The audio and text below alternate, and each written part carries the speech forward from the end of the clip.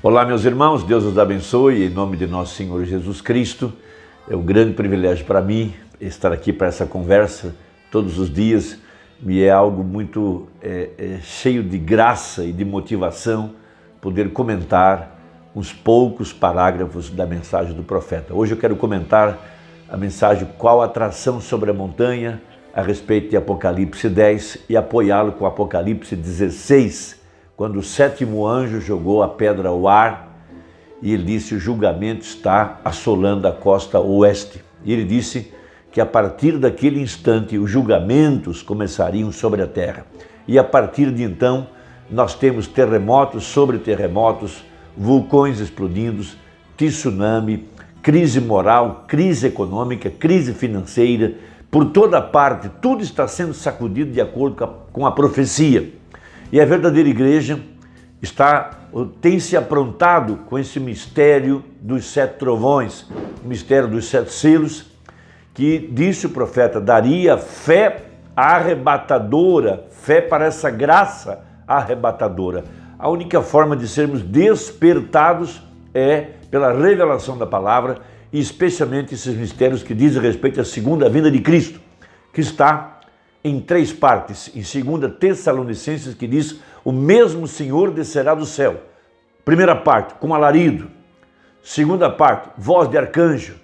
Terceira parte, a trombeta de Deus. O alarido foi o ministério do sétimo anjo, foi a mensagem do sétimo anjo. Não tem como desassociar o ministério do anjo de Apocalipse 10:7, desassociá-lo da segunda vinda, do mistério da descida de Jesus Cristo.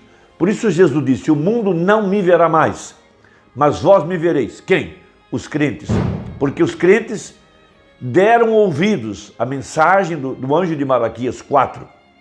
Veja, as 7 vozes que revelaram o mistério da descida de Jesus Cristo através, veja, do mistério do Filho do Homem manifestado em seu corpo, que é a igreja. O Filho do Homem, o primeiro e o último, o Alfa e o Ômega. Veja, esse é Jesus Cristo. Veja, ele veio envolvido num vaso de barro. Veja, o de dentro é que é o tesouro. O de dentro é o Espírito Santo. O de dentro é a vida eterna. O de dentro é Cristo. O de fora foi só um vaso. Por isso ele pregou a mensagem, o presente embrulhado. Nós não queremos dar mais valor ao papel, ao embrulho.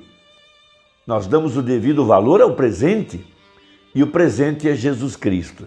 Veja, esse é o presente embrulhado para nós, nesse tempo em que se comemora o Natal ao redor do mundo. Para nós, Jesus não nasceu dia 25 de dezembro. Esse é a comemoração, a celebração romana, veja, do nascimento do Deus Sol. Para nós, Jesus nasceu no final de março, começo de abril, que era quando os cordeiros nasciam lá na Palestina. Em dezembro, a Palestina está coberta de neve. Nesse momento agora, neva na Palestina. Os pastores não estão no campo. As ovelhas estão nos currais, guardadas nas manjedouras. Veja, elas só saem para o campo no final de março, quando o gelo já derreteu. Então isso é um mito católico, não tem nada a ver com o cristianismo. É apenas um mito católico, tornou-se algo comercial, o mito do Papai Noel. Tudo isso são mitos que não tem nada a ver com a verdade da palavra. Então nós estamos trabalhando por essa fé apostólica, esta fé preciosa, esta fé que vence o mundo. Então veja, Apocalipse 16, verso 15 a seguir, citando a sua segunda vinda. Eis que venho como ladrão. Veja, bem-aventurado aquele que vigia e guarda os seus vestidos, para que não ande nu e não se vejam as suas vergonhas. Em contraponto, Laodiceia está nua, miserável, cega, pobre e não sabe. Veja, e os congregaram, veja, no lugar que em hebreu se chama Armagedon. E o sétimo anjo é o mesmo anjo da 7ª taça, é o mesmo do 7º selo, é o mesmo da 7ª era. Porque foi um dos 7 anjos que revelou para nós o mistério da grande prostituta, da grande Babilônia, de Apocalipse 17, Apocalipse 13. E todos nós sabemos que isso foi o ministério do sétimo anjo. Então veja, derramou a sua taça no ar, e saiu grande voz do templo do céu, do trono, dizendo: está feito. Veja, e houve vozes, veja, e trovões, e relâmpagos, veja, e um grande terremoto, como nunca tinha havido desde que há homem sobre a terra. Tal foi esse tão grande terremoto. Veja, o Alasca praticamente quase afundou. E a partir daquele grande terremoto, os outros vieram se sucedendo até que vai chegar lá em Jerusalém e fender a cidade, de acordo com a profecia, porque lá subirá um alto monte. Veja, aonde estará a nova Jerusalém. Agora, o profeta, interpretando Apocalipse 10, juntando com Apocalipse 16, veja, ele diz isso no parágrafo 140 da mensagem, qual é a atração sobre a montanha. Esse foi meu ponto de partida em 2002, quando eu levei essa mensagem lá para o encontro de Betim, aonde nós podemos virar a foto para a direita e mostrar que Apocalipse 10 já estava no passado. Dali fomos para Goiânia, no encontro da Páscoa, onde pregamos 3 cultos sobre o tema. Estão todos gravados, já é história. Não estamos falando de uma coisa fictícia, já é história, e a partir de então, veja, nós vimos que a casca e o grão foram separados. Essa que é a grande verdade. Então veja, 140, o profeta falando a respeito da ordem que ele recebeu, a comissão, quando apareceu aquela constelação de 7 anjos, ele recebeu a comissão de voltar para Jeffersonville e revelar os misteriosos 7 trovões. Então ele diz assim, veja, o anjo falando para ele retornar para casa. Assim diz o Senhor, os 7 mistérios que estavam escondidos na Bíblia por todos esses anos, essas denominações e tudo mais, Deus abrirá estes 7 mistérios para nós nos 7 selos. Veja, lá estava aquele círculo subindo da terra na forma de um nevoeiro. Quando isso aconteceu, isso foi diretamente para cima da montanha e começou a formar um círculo na parte oeste do lado que isso veio. Depois de algum tempo a ciência descobriu a 48 quilômetros de lado a lado, exatamente como no círculo da pirâmide. E outro dia, lá de pé, virei a foto para a direita e lá estava Jesus, como ele estava nas 7 eras com a cabeleira branca, mostrando a suprema deidade. Ele é o alfa e o ômega, ele é o primeiro e o último, ele é o juiz supremo de toda a eternidade, lá de pé, confirmando a mensagem desta hora. E lá haverá luz no tempo do entardecer. O que é tudo isso? O que era isso?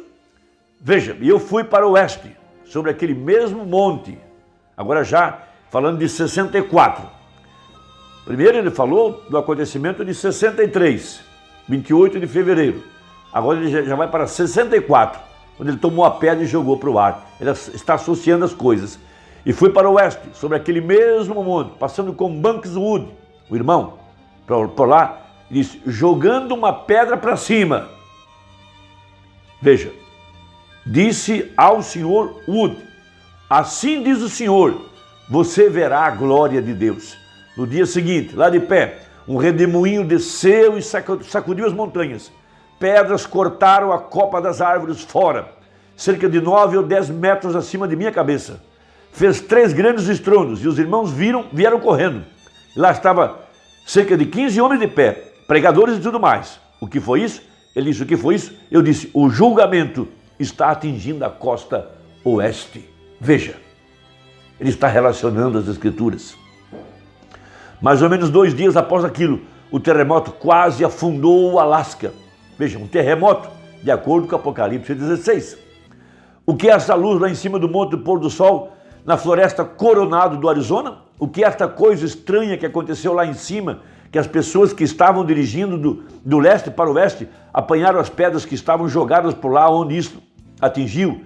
E cada uma delas, cada pedra tinha 3 pontas nelas, que isso havia cortado. Veja, os 3 são um. E eles estão colocados em mesas, como peso para papéis, através de toda a nação.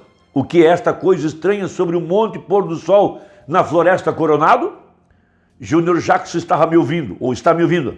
Vocês recordam do sonho que ele teve, que eu interpretei, indo em direção ao pôr do sol? Isso aconteceu no monte do pôr do sol.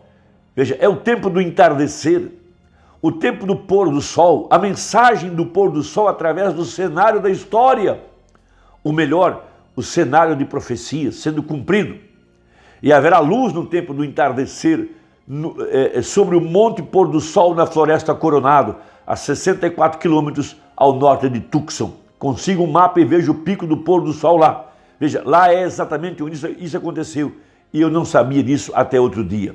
Veja, tudo que nunca morrerá está constantemente desenvolvendo a si mesmo, da própria coisa acontecendo, até o quadro de Jesus estando de pé e olhando para nós, e agora exatamente no monte do pôr do sol, e a luz do pôr do sol, a luz do entardecer tem vindo, Deus vindicando a si mesmo, que é isso?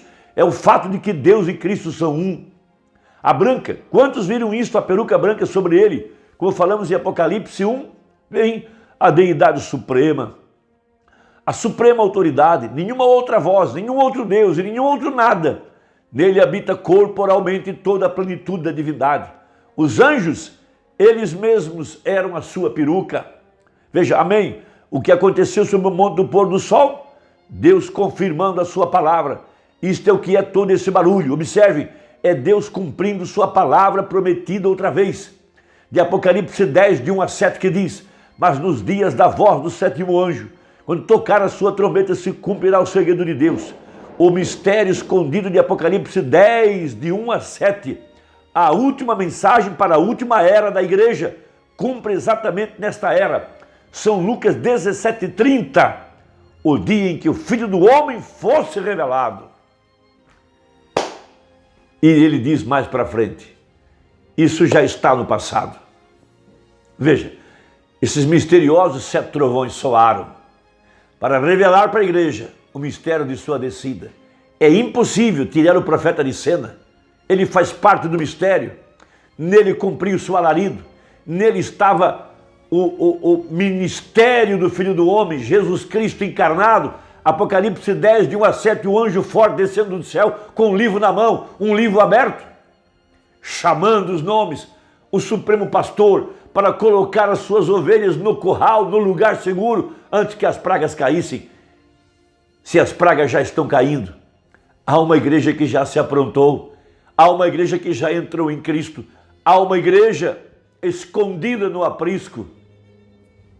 Essa é a graça de Deus para conosco nesta hora. Deus te abençoe, espero que tenha ajudado e até a próxima, se Deus quiser, em nome de Jesus. Amém.